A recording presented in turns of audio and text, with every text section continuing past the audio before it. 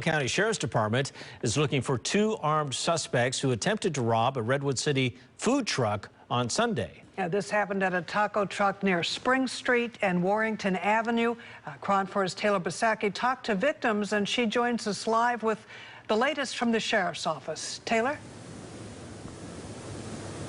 Well, this all happened in broad daylight on Sunday. In fact, a customer was ordering from the food truck when this all went down. Two of those armed suspects surrounded multiple employees. And the owner of the food truck tells me that one of the armed suspects repeatedly pointed a gun at his head and demanded money.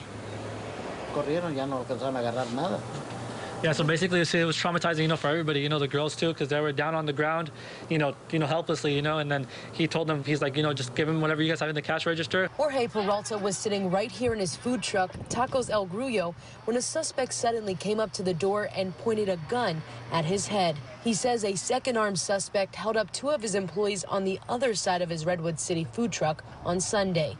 Peralta's son-in-law, Angel Perez, is translating for us. He had two assailants come, one in the front and one from the side, and one of the assailants from the side door tried to get in, and he pointed a gun at him and said, give me all your money. And then he said, I don't have any money. So that's when the altercation happened on this side. Well, they had another one on the other side asking for the money for the girl's side from the cashier. So he asked him about 3 or 4 times to give him his money, but he continued to say, I don't have any money. He said, go ahead and kill me, but I don't have any money. Peralta says this went on for a few minutes before something spooked the suspects and they took off in a getaway car driven by a third person. Perez pulled up to the food truck right as the armed men sped off. It was like an old, Honda Civic, they made like a Toyota. It was like a 4-door beat-up car.